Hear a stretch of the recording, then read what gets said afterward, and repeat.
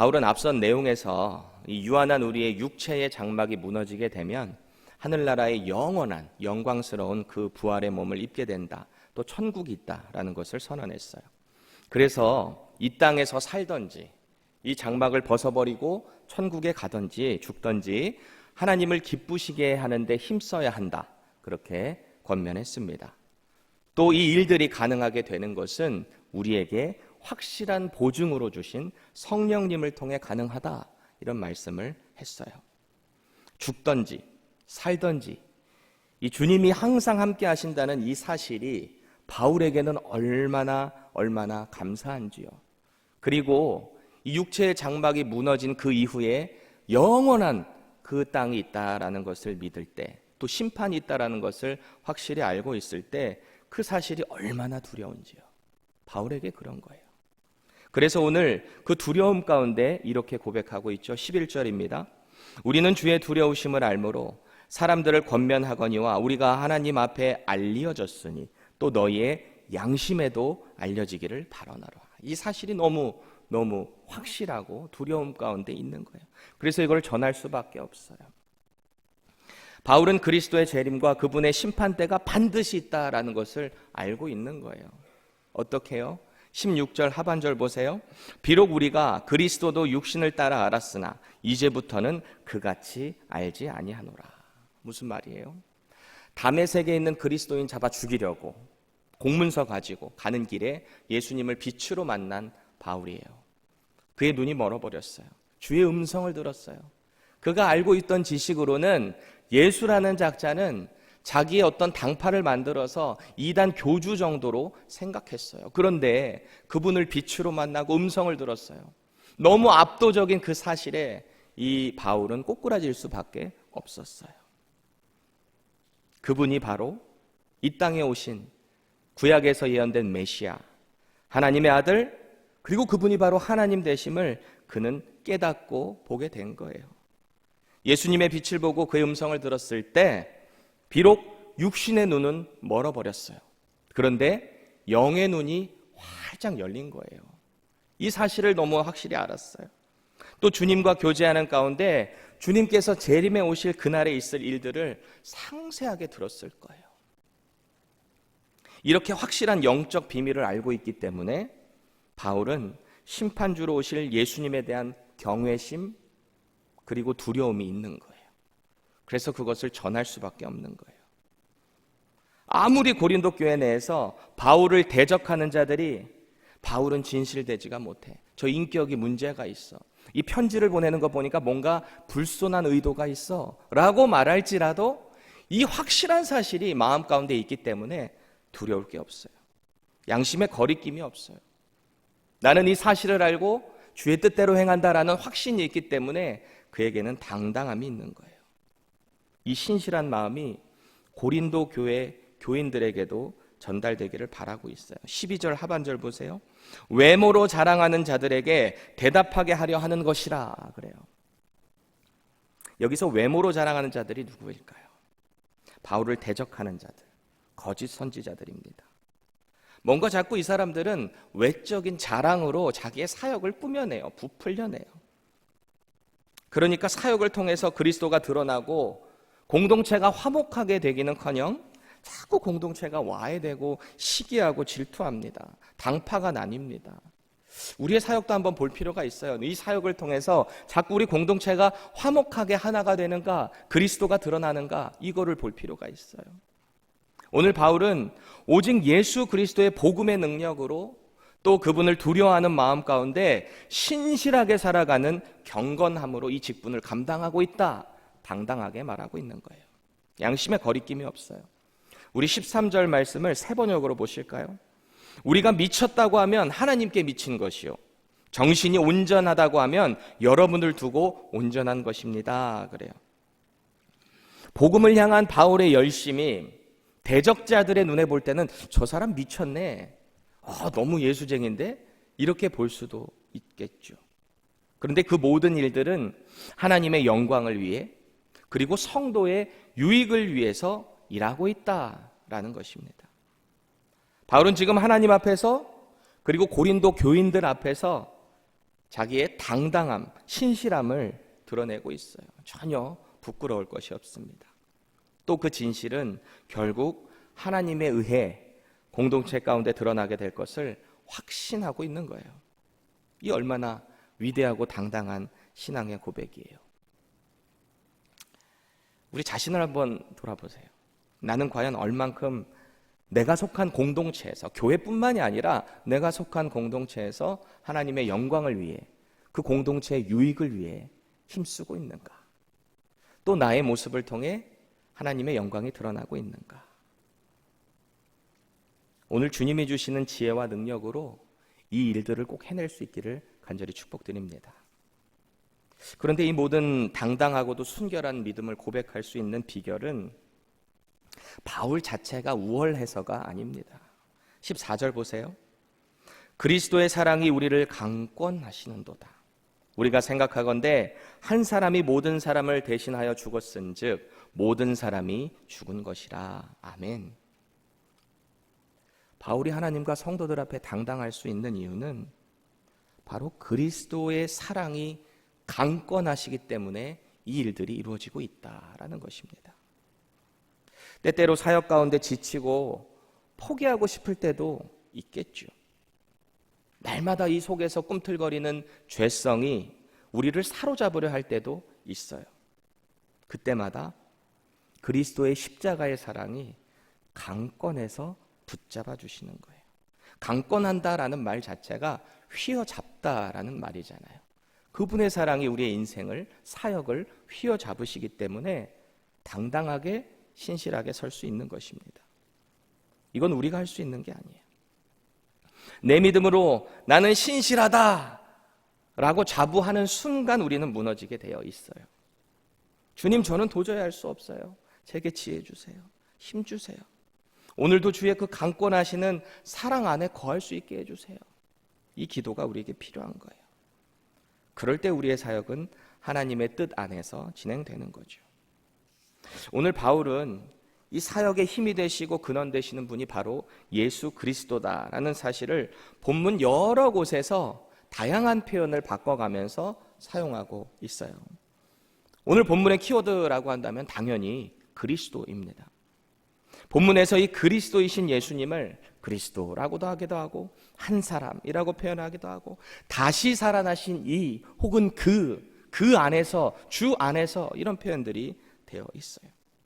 그리스도, 이분이 핵심이죠. 그만큼 앞서 말한 천국, 그 하나님의 나라를 누리게 해주신 장본인이 바로 예수 그리스도이시기 때문에 계속해서 지금 그 얘기를 하고 있는 거예요. 오늘 본문의 소제목 한번 보실래요? 뭐라고 되어 있어요? 화목하게 하는 직분이라고 되어 있습니다. 이 직분의 사전적인 뜻을 보면은 직무상의 본분 또는 마땅히 해야 할 본분, 그래요. 뭔가 이 느낌만 봐도 좀 사무적이고 딱딱해요. 그런데 이걸 수식하고 있는 화목이라는 사전적 뜻을 보면 서로 뜻이 맞고 정다움, 그렇습니다.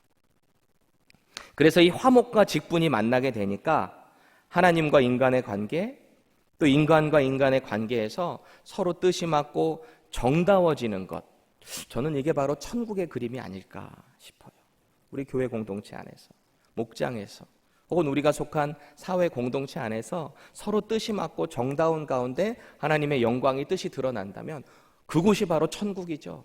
하나님의 통치가 임한 곳이죠. 그리스도의 사역이 그랬다는 거예요.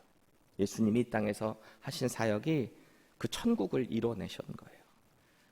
그래서 이제는 그 사역이 저와 여러분들, 예수님을 영접하고 구원받고 하나님의 자녀된 우리들에게 전가되었다라는 것입니다. 우리가 속한 공동체 안에서 이 직분의 책임감을 가지고 잘 해내는 것은 너무너무 중요해요. 그런데 그 직분의 목적이 뭔가 잘 아는 것이 더 중요하죠. 오늘 바울은 그리스도 안에서 받은 이 직분의 목적은 결국 주 안에서 화목하게 하기 위한 것이다 라고 강조하고 있습니다. 주 안에서. 너무 중요한 키워드죠. 바울 신학의 가장 핵심이다라고 한다면 주 안에서인 것 같아요. 여러분은 교회 안에서 어떤 직분을, 역할을 맡고 계세요? 목사로, 전도사로, 집사로, 또 어떤 사역의 기능적인 부분을 감당하기 위해 목자로, 목녀로, 어떤 부서장으로, 교사로, 찬양 인도자로, 반주자로 우리는 그렇게 수고하고 있습니다.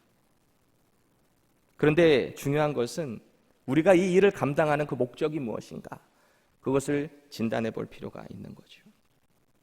하나님을 기쁘시게 하기 위해, 하나님의 뜻에 맞고 정답게 서로 화목하게 하기 위해 그 일이 이루어져야 하는 것입니다. 그래서 우리가 진단해 봐야 할 것은 교회 안에서만 한정되는 것이 아닌 것 같아요. 우리가 교회 안에서만 신앙생활 하라고 예수님이 십자가에 죽으신 건 아니잖아요. 세상 가운데 나가서도 내가 이 화목하게 하는 직분을 잘 감당하고 있는가? 나는 하나님으로부터 받은 이 직분을 가지고 내가 속한 공동체 가운데 얼마나 화목을 이뤄내고 있는가 진단해 봐야 합니다. 사실 오늘 바울이 말하는 이 화목하게 한다라는 의미는 단순하게 서로 뜻이 맞게 정답게 하는 것으로 제한되지 않죠. 이 일을 훨씬 넘어서죠. 내가 맡겨진 이 직분이 하나님의 뜻에 맞게 내가 속한 공동체 가운데 얼마나 드러나고 있는가, 이게 중요한 포인트가 되는 거예요. 18절 말씀 보세요.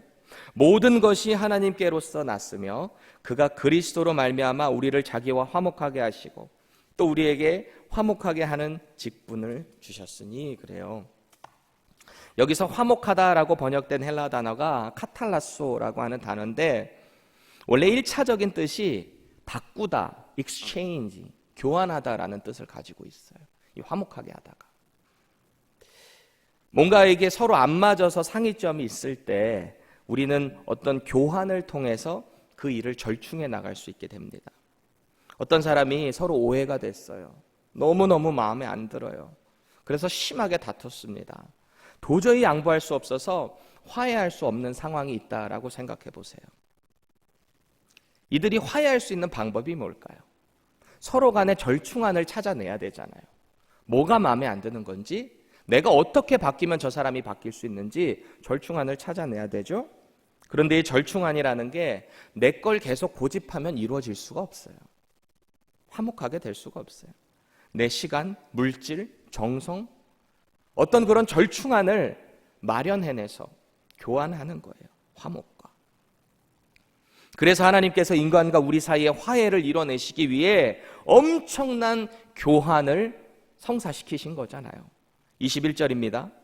하나님이 죄를 알지도 못하신 이를 우리를 대신하여 하나님의 의가 되게 하려 하시니라. 엄청난 교환이죠. 하나님과 우리의 그 화목을 이루시기 위해 죄를 알지도 못하는 예수 그리스도를 십자가에 죽게 하신 일, 화목을 위해 이뤄내신 거예요. 죄 때문에 하나님과 결코 화해할 수 없는 우리잖아요. 순결한 예수 그리스도의 그 십자가의 죽음으로 우리의 죄를 사해 주셨어요. 뿐만 아니라 영생을 우리에게 허락하셨습니다. 도저히 우리 스스로는 하나님과 화목할 수 없지만 예수님의 십자가 사랑이 우리를 강권하신 거예요. 우리의 죄를 사해 주셨어요. 이 압도적인 화해를 이뤄낸 그리스도의 그 죽음은 15절에서와 같이 모든 사람의 죽음으로 여겨진 것입니다. 압도적인 교환이죠. 그리고 그로 인해 다시는 우리 자신을 위해 우리는 죄 가운데 살아가지 않게 되는 거예요. 이제는 우리를 위해 대신 죽으시고 살아나신 그 예수 그리스도를 위해 살아가는 것, 그게 저와 여러분들의 직분의 목적 아니겠어요? 이런 삶을 고백하고 살아가는 사람들은 이런 유명한 고백을 하게 됩니다. 17절 함께 읽겠습니다. 그런즉 누구든지 그리스도 안에 있으면 새로운 피조물이라. 이전 것은 지나갔으니 보라 새 것이 되었도다. 죄로 물들어 있는, 여기저기 녹슬어 있고 망가져 있는 우리의 이 육체의 장막이 예수 그리스도를 입음을 통해서 우리는 하늘나라의 영원한 영광스러운 옷을 입게 된 거예요. 사실 그럼에도 불구하고 우리는 여전히 세상에서 죄 가운데 허우적거립니다. 여전히 죄인으로 살아가는 연약한 존재예요. 그럼에도 불구하고 우리 안에 이 당신의 죽음과 죄를 교환해 주신 예수 그리스도께서 계시기 때문에 하나님은 우리를 새로운 피조물로 여겨주신다는 거예요.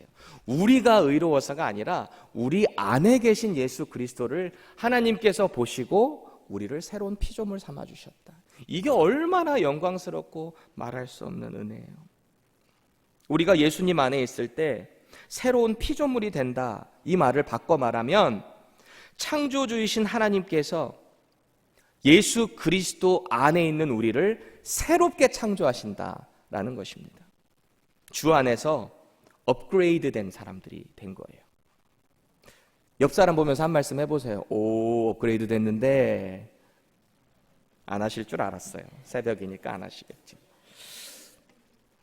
제게 있어서 이 본문 17절의 말씀은 죄 많던 제가 거듭나는 데 있어서 절대적으로 저에게 힘과 용기가 되었던 말씀이에요. 너무 위로가 되었고, 아, 그렇지. 제가 신대원 입학을 앞두고 제 안에 가장 큰 문제는 내가 과연 주의 종이 될 수 있는가? 나 같은 죄인이 세상에서 음악한답시고 그렇게 딴따라짓 많이 하고 다니고 그렇게 허우적거리며 살던 제가 과연 내가 저 신학대학원을 갈 수 있는가? 양심의 일종의 거리낌이 있는 거죠. 양심의 가책이 있는 거예요. 그거를 놓고 하나님께 정말 기도하는 일생일대의 기도가 있었어요. 기도도 하지만 방에서 이제 말씀을 읽고 그러는데 로마서 10장 9절에서 10절 말씀이 그렇게 확 와닿더라고요. 저는 그렇게 어머니 뱃속에서부터 교회를 다녔는데도 말씀이 저한테 정말 인격적으로 다가온 적이 없었거든요. 절박한 상황에 정말 내 양심의 가책이 있을 때 하나님께 간절히 매달리는데 하나님의 말씀이 살아있는 게 느껴지는 거예요. 같이 한번 보실까요? 내가 만일 내 입으로 예수를 주로 시인하며 또 하나님께서 그를 죽은 자 가운데서 살리신 것을 내 마음에 믿으면 구원을 받으리라. 사람이 마음으로 믿어 의에 이르고 입으로 시인하여 구원에 이르니라. 이게 별게 아닌 것 같이 막 느껴지더라고요. 아, 그 예수님을 내가 정말 믿고 하나님이 그분을 살리셨다라는 것을 고백하기만 하면 구원받는구나. 아, 이분이 정말 나를 위해 죽으셨구나. 이게 믿어지는 거예요. 그런데 제 마음에 그게 믿어져도 한 가지 꺼림칙한 게 남아있어요. 그동안 지은 수많은 죄들이 여전히 저한테 남아있잖아요. 제 입으로만 고백하면 뭐예요? 그때 당시에 제 마음이 그렇더라고요. 제가 주의 종이 된다라고 했을 때 그동안 세상에서 함께하던 친구들이 비웃기라도 하면 어떡하지? 막 이런 마음이 있는 거예요. 야, 네가 목사를 한다고? 이게 마음이 너무 거리껴지는 거예요. 하나님께 영광이 오히려 안 되는 거 아닌가?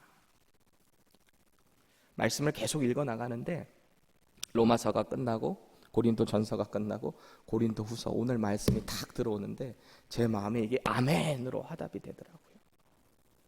누구든지 그리스도 안에 있으면 새로운 피조물이라.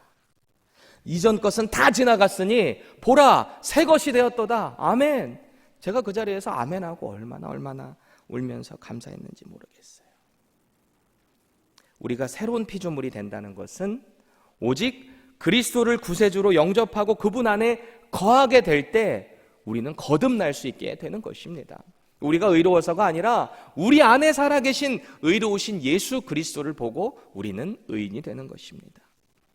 하나님 앞에, 사람들 앞에 수치스러웠던 이전의 죄, 연약함, 부끄러움들이 예수님 안에 있을 때 우리는 새롭게 재창조된다는 것입니다. 유한한 우리의 죄된 장막 위에 영원한 영광에 예수 그리스도의 옷이 입혀지니까 이제는 새로운 피조물로 재창조되는 거죠. 우리 안에 예수님이 계시는데 우리의 인생이 어떻게 변화되지 않을 수가 있겠어요? 내가 예수님을 믿는다고 했는데 삶에 있어서 전혀 변화가 없다면, 여전히 사람들에게 손가락질 받고 그렇다면 여러분 정말 진지하게 고민해 보셔야 돼요. 내 안에 정말 예수님이 계시는가? 우리 안에 예수님이 계시는데 어떻게 새로 태어나지 않을 수가 있어요? 우리 안에 그 예수님께서 보내신, 하나님께서 보내주신 성령님이 함께 하시는데 양심의 가책이 죄 가운데 어떻게 당당할 수 있겠어요? 자꾸 예수님이, 성령님이 놓고 하시는데 그거 아니야. 그렇게 하면 안 돼. 인생이 변화될 수밖에 없어요. 너무 연약하고 인생 가운데 부족하지만 잘 안 돼도 자꾸 말씀으로 나아가는 거예요. 자꾸 은혜의 자리로 나가서 영적인 몸부림을 치는 거예요. 이전의 삶하고 비교해 봤을 때 이 믿음의 몸부림 자체가 얼마나 감격스럽고 은혜로운지요. 19절 말씀 세 번역으로 봅니다. 곧 하나님께서 사람들의 죄과를 따지지 않으시고 화해의 말씀을 우리에게 맡겨주심으로써 세상을 그리스도 안에서 자기와 화해하게 하신 것입니다. 이전에는 나만 생각하던 내 모습이 이제는 그리스도께서 보여주셨던 것처럼 그분의 사랑을 본받게 돼요. 그래서 하나님과 화목하게 하는 직분을 주님이 하신 것처럼 나도 내 삶의 영역에서 감당하려고 애쓰는 겁니다.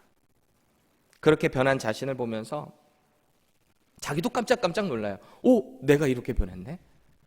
예전에는 유행가만 들었는데 어느 순간부터 자꾸 찬양이 듣고 싶고 말씀이 보고 싶고 은혜 자리에 나가고 싶고 말이죠. 20절 세 번역입니다. 그러므로 우리는 그리스도의 사절입니다. 하나님께서는 우리를 시켜서 여러분에게 권고하십니다. 우리는 그리스도를 대리하여 간청합니다. 여러분은 하나님과 화해하십시오. 그래요. 물론 우리는 예수님의 십자가의 은혜로 하나님과 화해되었습니다. 그분의 십자가의 죽으심은 완벽해요. 완전해요.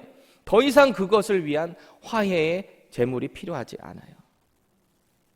그럼에도 불구하고 우리 육신의 연약함으로 우리는 자꾸 하나님을 떠나 살려고 할 때가 많죠.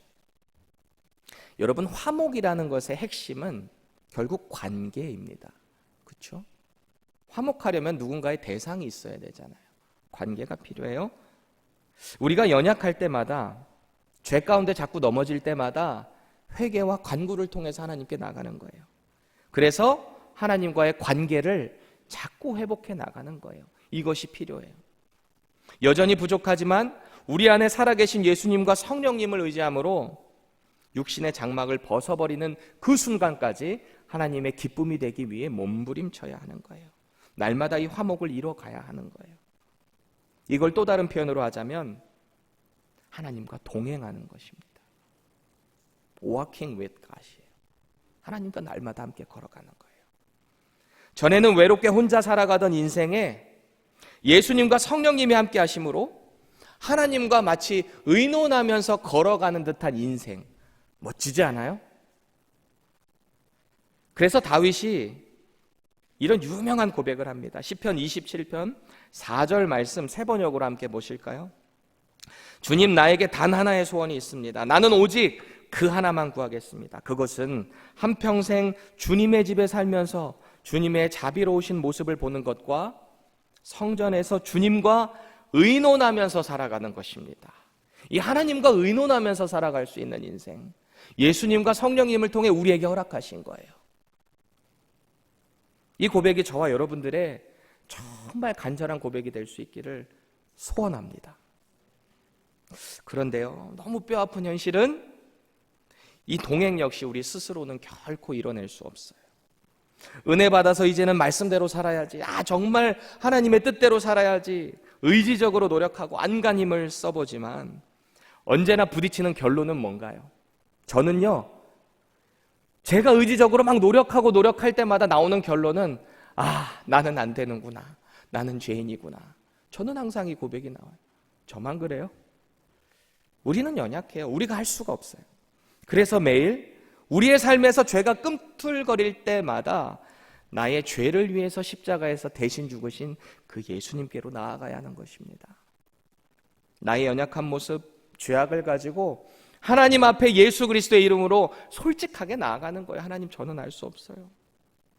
하나님과 정말 화목하게 의논하면서 날마다 평생 살고 싶은데요, 이놈의 이 죄성 때문에 이게 자꾸 꿈틀거려요. 저 어떡하죠? 하나님, 성령님, 저 좀 도와주세요. 예수님의 십자가가 제 인생 가운데 날마다 고백될 수 있게 해주세요. 이제는 내 뜻대로 사는 게 아니라 그 나를 위해서 대신 죽으신 예수 그리스도를 위해 살게 해주세요. 이렇게 고백을 할 때 주님이 우리와 동행하시고 이길 힘을 주실 것입니다. 결국 그 동행의 삶은 예수님이 우리와 하나님을 화해시키신 것처럼 우리 역시 죽어가는 영혼들에게 복음을 전함을 통해 하나님과 화해시키는 그 도구로 사용하실 것입니다. 이게 바로 화목하게 하는 직분 아니겠어요? 여러분, 우리는 예수 그리스도의 복음으로 주 안에서 새로운 피조물이 되었어요. 하나님 보시기에 완벽한 의인으로 간주되었습니다. 우리가 의로운 게 아니라 우리 안에 계신 그리스도께서 의로우시기 때문에 우리는 의인이 된 거예요. 우리 안에 계신 예수 그리스도를 날마다 인지하고 의식하면서 살아갈 때 우리는 계속해서 하나님과의 화목한 관계를 이어나갈 거예요. 동시에 주님이 하신 것처럼 주님을 모르고 죽어가는 영혼들에게 복음을 전하는 일을 하게 될 것입니다. 우리 신앙생활 가운데 우리 믿음을 너무 과대평가할 필요는 없어요. 또 반대로 우리를 너무 과소평가할 필요도 없어요. 왜요? 우리가 중요한 게 아니거든요. 우리 안에 살아계신 위대하신 예수 그리스도께서 우리의 모든 사역과 일들을 이뤄 나가실 것입니다. 오늘도 우리를 강권해 주시는 그 그리스도의 사랑 안에 거할 때 우리는 하나님께서 당신의 뜻을 이뤄 나가실 것입니다. 그렇게 도구로 쓰임 받게 될 거예요. 나는 할 수 없지만 하나님이 함께 하실 때 그 일들이 이루어지는 거죠. 예수님이 말씀하신 유명한 말씀, 이 말씀을 함께 기억하면서 오늘 말씀 맺도록 하겠습니다. 요한복음 15장 5절입니다. 다 같이 한번 읽어보실까요? 시작. 나는 포도나무요 너희는 가지라. 그가 내 안에 내가 그 안에 거하면 사람이 열매를 많이 맺나니 나를 떠나서는 너희가 아무것도 할 수 없습니다. 아멘. 오늘도 저와 여러분들이 이 믿음 가지고 승리하시기를 간절히 축복드립니다.